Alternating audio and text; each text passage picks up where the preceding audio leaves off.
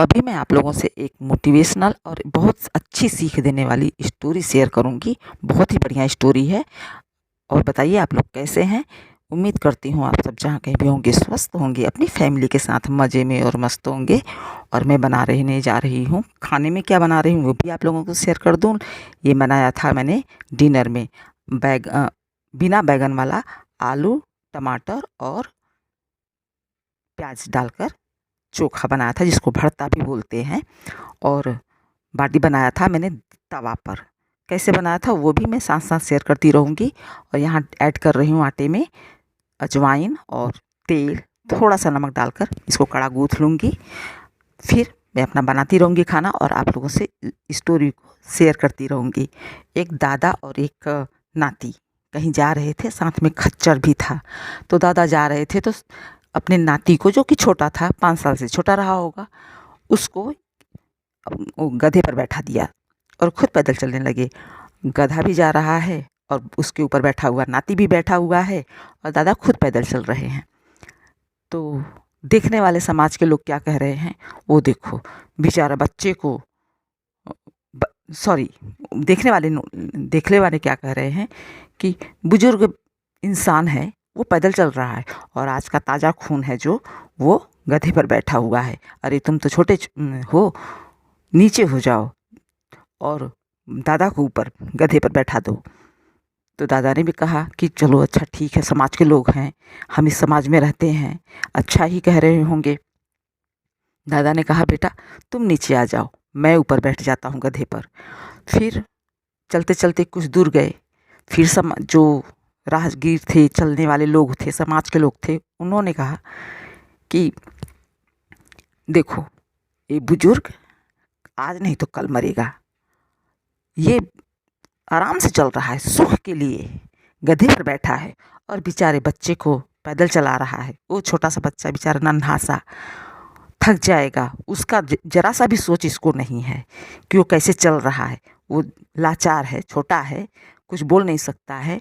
ये बड़े होकर अपना फ़ायदा उठा रहे हैं और ये गधे पर बैठे हैं। तो दादा ने कहा कि शायद ये बात भी सही है, बेचारा बच्चा है, मेरा नाती पैदल चल रहा है। तो दादा ने कहा कि बेटा ऐसा करो, तुम भी ऊपर ही आ जाओ, जो गधा है उस पर तुम भी बैठ जाओ और मैं बैठ जाऊँ, फिर चलते हैं हम दोनों।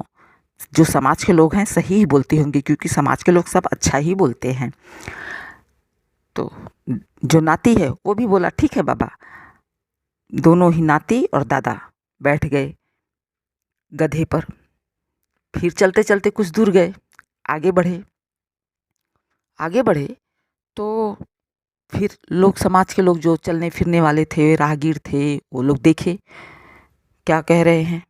फिर उनके दादा और पोते के लिए कुछ न कुछ उल्टा बोल रहे हैं। अभी तो 2 लोगों को, दादा ने और पोते ने, 2 जगह समाज के लोग की बातें मानी, चलते ही चलते सिर्फ राह में। फिर आगे भी समाज के लोग मिल रहे, तो फिर कुछ लोग बोल रहे हैं कि देखो कैसे लोग हैं, बेचारा अनबोलता जानवर, ये कुछ बोल नहीं रहा है, इसके पास ज़बान नहीं है, अपने दुख को बयां नहीं कर सकता, उसका दर्द क्या हो रहा है, वो कितना झेल रहा है इन लोगों का बोझ ढोने में। और ये दोनों कैसे हैं, बेशर्म हैं, कितने निर्लज्ज हैं कि दोनों ही अपना बोझ उठाकर रख दिए हैं उसके पीठ पर। किसके? गधे के पीठ पर बैठे हुए थे दोनों। तो उसके पीठ पर बैठे हुए हैं, क्या उसको दर्द नहीं हो रहा होगा? ये दोनों क्या पैदल नहीं चल सकते? उन दोनों को गधे के साथ पैदल नहीं चल सकते?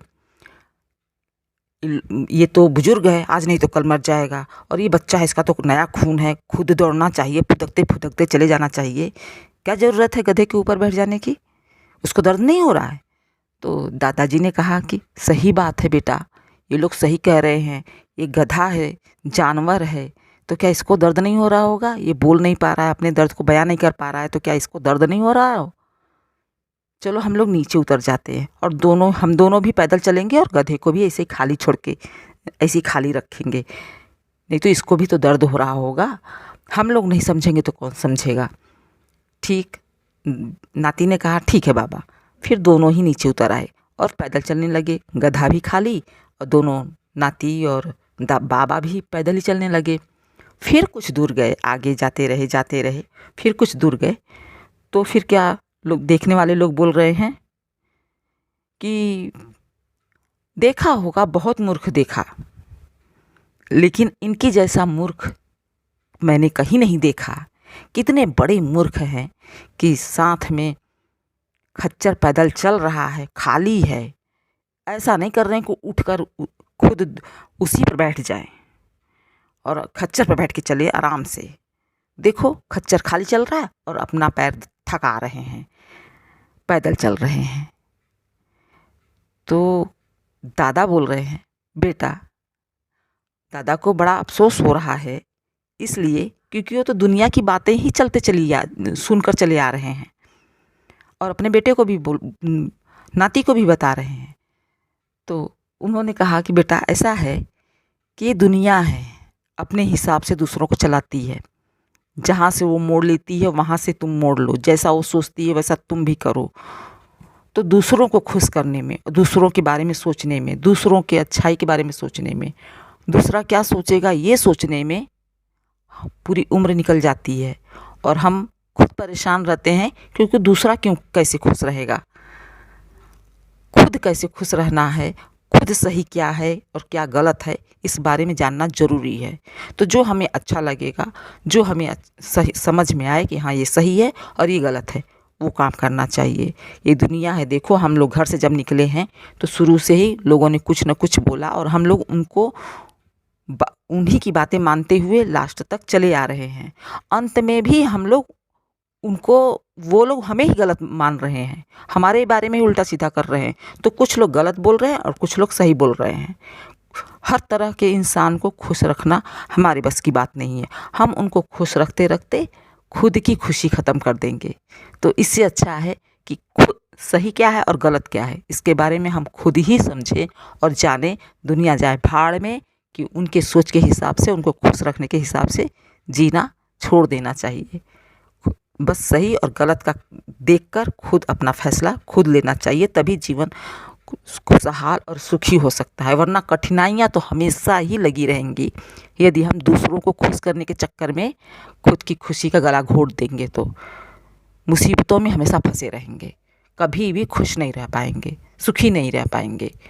क्योंकि ऐसे लोग दूसरों को बोलना जानते हैं और खुद पर अमल करना रहता है, खुद को देखना रहता है। तो नहीं, ये दुनिया है, कहती ही रहती है। हर किसी के मर्जी और उसके दिमाग के हिसाब से तो नहीं चल सकते ना, उसका दिमाग पढ़ सकते हैं। तो ये स्टोरी ऐसी थी कि जो कि मुझे मेरे पापा ने बताया हुआ था बचपन में, उन्होंने सुनाया हुआ था, मुझे याद है। लेकिन मुझे काम तो वही करवाते रहे जो उनकी खुशी का था, मेरी खुशी नहीं देखे। तो ये एक सीख लेने वाली स्टोरी है जो कि मुझे हमेशा याद आता है और हमेशा याद भी है, आज भी याद है। और मैं हमेशा इसको आपस में अंदर से बात भी करती हूँ, आपस में भी बात करती हूँ। बहुत अच्छी स्टोरी है, अमल करना ज़रूरी है इस पर कि हम किसी को खुश नहीं कर सकते हैं, हर किसी को खुश नहीं कर सकते, किसी को नहीं, हर किसी को नहीं। जो अपना है, जिससे हमारी ज़िंदगी में फ़र्क पड़ता है, बस वो उसके साथ हमारे रिश्ते कैसे हो सकते हैं, संभल सकते हैं, उसको बनाने की ज़रूरत है। और वो भी एक हद तक, हद पार हो जाए तो उससे भी पीछा छुड़ा लेना चाहिए। और फिर देखिए यहाँ पे कैसे मैं बना रही हूँ बाटियाँ। जाली पर डायरेक्ट तवा पर रख दूँगी तो वो रोटी जैसा उस पर निशान पड़ने भी लगता है और लगता है कि इसे रोटी सेका हुआ है। तो मैं भाप से इसको पहले पलट कर कुछ देर पकाती हूँ जाली के ऊपर, उसके बाद तवा पर अच्छा खासा बन जाता है, जैसे बाटी रहती है उस तरह से।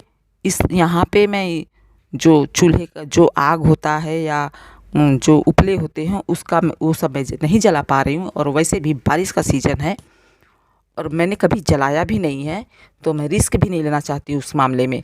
तो इसलिए इसी से बहुत ही अच्छा, बहुत बढ़िया बन जाता है। जब भी मेरा मन करता है खाने का बाटी चोखा, मैं इसी तरह से बनाती हूँ। और बाटी और चोखा तो मेरा करीब करीब आलू बॉयल हो गया है। मैं उसमें प्याज और टमाटर, लहसुन, मिर्चा सब डालकर मिला लूँगी सरसों का तेल, जो कि इसकी जान है। उसमें जो सरसों का तेल डालने से जो उसका झाग आता है वो एक अलग ही स्वाद देता है चोखे में। नमक डालकर इसको मैं मैश कर लूँगी। थोड़ा सा मिर्ची का अचार भी डाल दूँगी, यदि है अचार चाट मसाला है, मिर्ची का अचार है, डाल देने पर थोड़ा सा खटास और खटाई पाउडर है तो और अच्छे से खटास आ जाता है और अच्छा लगता है। तो मैं इन सब चीज़ों को डालकर, मेरे पास है भी, और मैं डालकर उसको भरता बना लूँगी। और ये करीब करीब मेरे बाटी जो है तैयार। काफ़ी टाइम लगा था बनाने में, टाइम लगता है इसीलिए, चाहे वो गोबर का जो उपला होता है उस पर बनाइए, चाहे इस तरह से बनाइए, चाहे जिस भी तरह से बनाना रहे, बाटी बनाने में थोड़ा टाइम लगता है। इसीलिए कभी कोई अचानक सुनता है कि आज बाटी बनाओ, चोखा बनाओ, तो होता है कि पहले क्यों नहीं बताया, थोड़ा पहले बता देते तो हम तैयारी करके रखते। इसलिए दिमाग ख़राब हो जाता है महिलाओं का, गृहिणियों का, कि जो जिसको बनाना रहता है किचन में, उसका दिमाग इसीलिए ख़राब हो जाता है कि पहले से तैयारी इसकी करनी ज़रूरी होती है। भरता तो जल्दी बन जाता है, लेकिन जो बाटी होता है उसको सेकने में, सीझने में टाइम लगता है। चाहे वो गोबर का भौरी हो या लकड़ी का कोयला हो या गैस पर हो। गैस पे तो थोड़ा और ही ज़्यादा टाइम लगता है। तो मैंने देखिए ये बॉयल कर लिया था, 3 टमाटर डाल दिए थे। और ये टमाटर भी मैंने पहले आलूओं को बॉयल किया था, उसके बाद टमाटर को, क्योंकि टमाटर का जब रस निकलेगा तो वो आलूओं को ख़राब कर देता है और थोड़ा जल्दी पक जाता है टमाटर, और आलू को पकने में थोड़ा टाइम लगता है। तो इसलिए मैंने पहले आलू को पका के निकाल लिया, उसके बाद टमाटर डाला था, और प्याज, मिर्चा, लहसुन, सरसों का तेल, नमक डालकर इसको मैश किया था। और अचार का मसाला, थोड़ा सा चाट मसाला भी डाल दिया था। टेस्ट अच्छा हो गया था, बहुत बढ़िया। सिर्फ बैगन की कमी थी, मैं जानबूझकर बिना बैगन वाला बनाई हूँ। मिलूँगी आप लोगों से अगले ब्लॉग में, तब तक के लिए नमस्कार। और